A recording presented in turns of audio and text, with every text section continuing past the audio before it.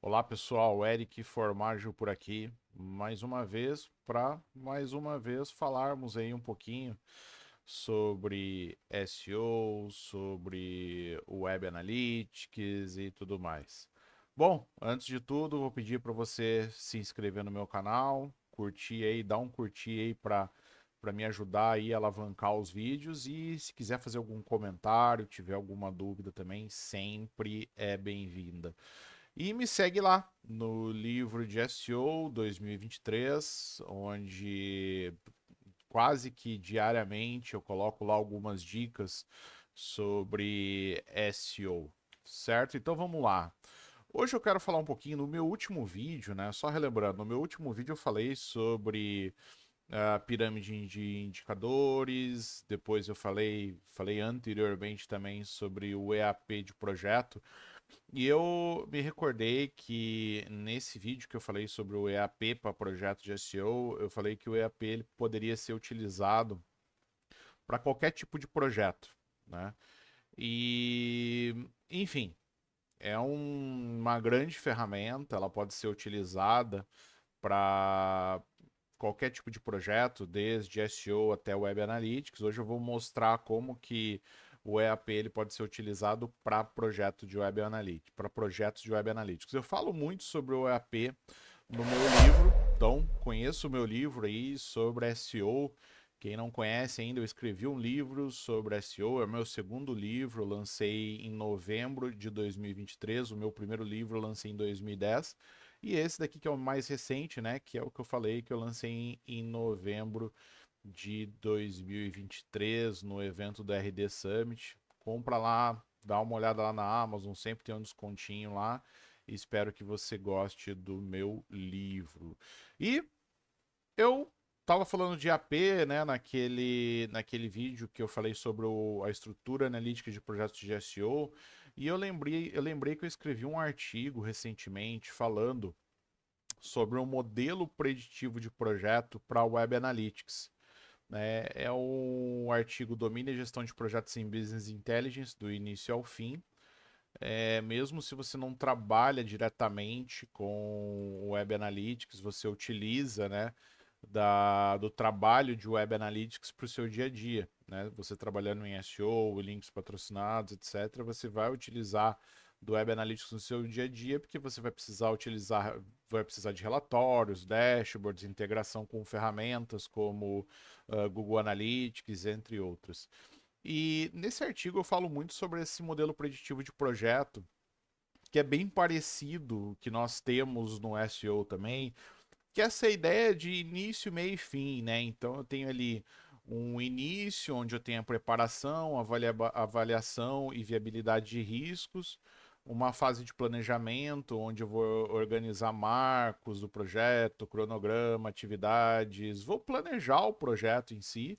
Né? Depois eu tenho uma fase de execução, onde eu vou executar as atividades e vou fazer um acompanhamento do projeto e finalização, né? Entregas, lições aprendidas. Depois esse projeto ele pode se tornar uma atividade cíclica, né? Às vezes eu posso implantar um projeto para um programa de SEO dentro de uma empresa, para uma cultura de SEO. No caso do Web Analytics, o que eu quero mostrar aqui para vocês é que é muito semelhante, né? É muito semelhante ao que a gente tem dentro do trabalho de SEO. Então, se lá no SEO eu vou implantar uma cultura de SEO, eu vou implantar um projeto de SEO, no Web Analytics é muito parecido. Inclusive, eu tenho participado de projetos assim, onde eu vou lá, eu implanto um projeto de Web Analytics, implanto uma consultoria de GA4, dou um treinamento, faço um dashboard, ensino as pessoas a mexer nesse dashboard para implantar uma cultura de dados naquela empresa.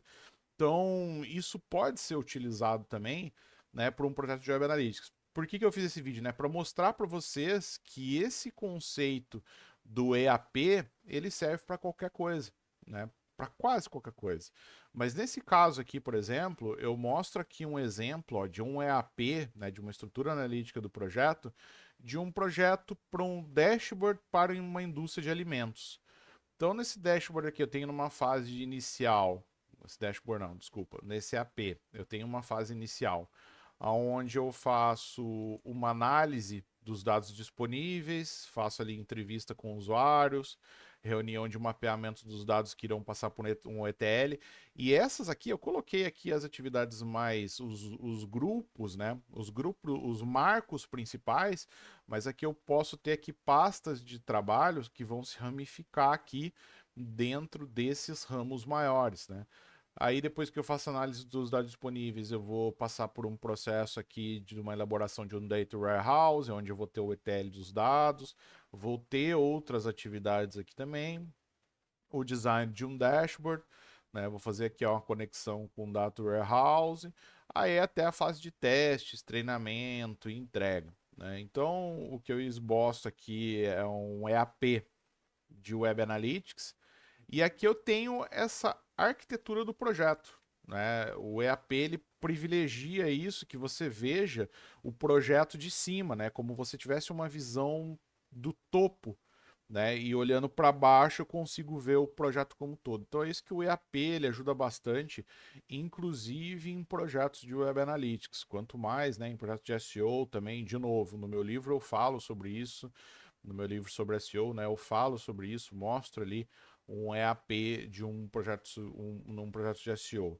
Né? Mas no caso para Web Analytics, quem trabalha mais com Web Analytics, etc., também pode usar o EAP, também pode utilizar essa ideia de um projeto preditivo. Né? Lembrando, o que é um projeto preditivo? É quando você sabe como ele vai iniciar e sabe quando ele vai terminar. Você prevê, né? Você consegue prever riscos, escopo, cronograma, entre outros processos importantes que ficam aí dentro de um projeto de Web Analytics, dentro de um projeto de BI.